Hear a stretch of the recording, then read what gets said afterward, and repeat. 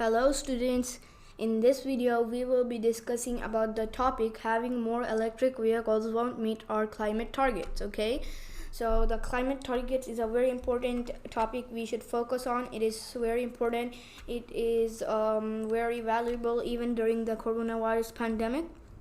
So we have to discuss about this. Okay, so there are different types of pollutions, okay, which are decreasing climate changes, meaning increasing climate changes, like air pollution is like factory gases which are harmful to the air and to the earth. And then there is water pollution, which is the pollution in the water by throwing garbage in the water, which we should definitely not do because it's harming the water and the earth. Okay, so the climate targets are to stop these pollutions. Okay, and another pollution which is important, and that's going to be the main topic of this topic. So it's fossil fuels, which we are using right now in our cars, in our bikes, and other sorts of vehicles. Okay, so what humans have done is they have made electric vehicles. Okay, so electric vehicles are basically they are run on the solar power or electricity. Okay, so like a big company like Tesla is it's going in ahead in the future 10 times faster than the world, because they have already started electric car vehicles company, and they have already started the automatic cars which are already running, but they need permission, so they'll launch that soon. So electric cars. Okay, now the founder and world's 5 times faster man, he is very famous, and his name is Elon Musk. Okay, Elon Musk started electric vehicles company called Tesla. He is the owner of SpaceX, a international space system company which sends private jets to the space. Okay, so he has a Tesla company which manufactures cars which are automatic, and they are run on electricity. Okay, so the purpose of these electric vehicles was to stop fossil fuel pollution. But in this topic we're going to discuss that if it really does help the fossil fuel pollution. Okay, so let's start. More walking, biking, and public transport is also needed. More than 7 million electric vehicles are currently in operation around the world. That's a big step from the 20,000 that were in use a decade ago. Nevertheless, this technological leap, which will lower the use of fossil fuels in the long run, won't be nearly enough to address the global climate crisis, according to a new study. So these are basically the fossil fuel cars. Okay, now it's a electric car. So they are taking electricity, and I think it's a Tesla car. Okay, so this image credit goes to Wikipedia Commons. Okay, let's try. Many governments around the world are betting on electric vehicles. Norway plans to ban sales of new internal combustion engines by 2025. The Netherlands will follow suit by 2030. While France and Canada have set a 2040 deadline, states in the US are also joining the group, with California last week announcing a 2035 goal. Okay, and please make sure to know that this information is related to the date of 29th September 2020, so keep it related to this date. Thank you. A lot of people think that a large-scale shift to EVs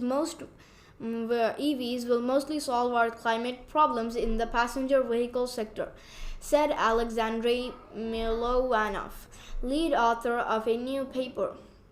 In a press statement, I think a better way to look at it is this: EVs are necessary, but on their own, they are not sufficient. Okay, Milovanov and his team ran a detailed analysis of what a large-scale shift to electric vehicles would mean in terms of emissions and related impacts. They chose the United States as a test market, as the country is second only to China in terms of passenger vehicle sales and has a lot of high quality data available. The researchers used computer models to estimate how many electric cars would be needed to keep the increase in global average temperature to less than 2 degrees Celsius, above pre-industrial level by the year 2100. This is the target included in the Paris Agreement on Climate Change. Their method allowed to convert the 2 degrees Celsius target into a carbon budget for US passenger vehicles, then determining how many electric vehicles would be needed to stay within the budget.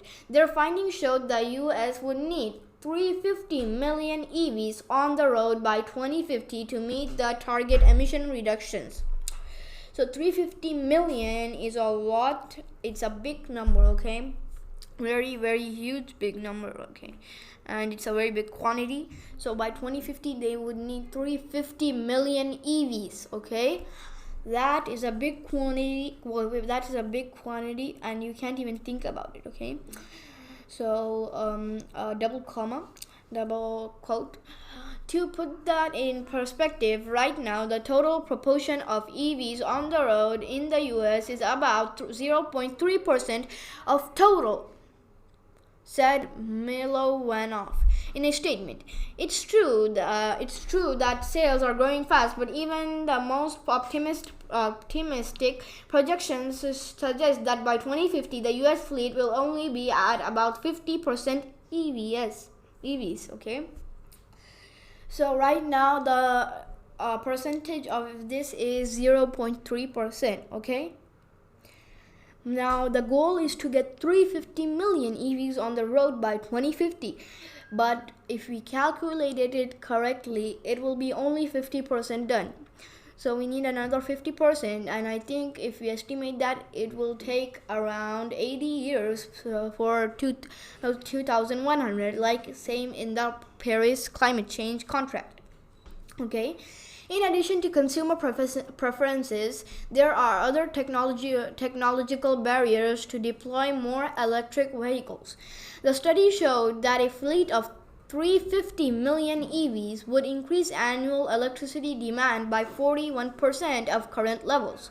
This would demand a major investment in new infrastructure and new power plants, some of which would run without fossil fuel. Okay, so this electric car is good, but in its other ways it is also bad, because because of this we would need other power plants. Okay, so it means more fossil fuel, but some of them might not run on fossil fuel. Okay, so that's also a major comment. Okay, the shift to EVs would also impact the demand curve, which shows how demand for electricity rises and falls throughout the day, which would make the management of the national grid more difficult. Finally, the researchers said there could be technical challenges regarding to the supply of materials such as lithium needed for the vehicle's battery. Yes, lithium is going to be limited if we get that many cars, okay? Lithium is the power source for an electric car. That's why the team concluded that getting so many EVs on the road by 2050 is unrealistic. So it's not really helping. So you get the point, right? Instead, they recommended a set of policies such as shifting from personal vehicles to other modes of transportation. These would mean a large investment in public transportation and the redesign of cities to allow more trips to be taken by bicycle or on foot. EVs really do reduce emissions, but they don't get us out of having to do the things we already know how we need to do, said Heather McLean, co-author, in a statement. We need to rethink our behaviors, the design of our cities, and even aspects of our culture. Everybody has to take responsibility for this. So that was the article's end. So if you got any information, if you like the video, please give it a thumbs up, and if you want to support us, please subscribe our channel and join the Scholar Academics Army. Okay, so If you want to do both, then do both. So support and like. So you can learn anything, Shumail Ali. I hope you have a good day or good night. Bye bye.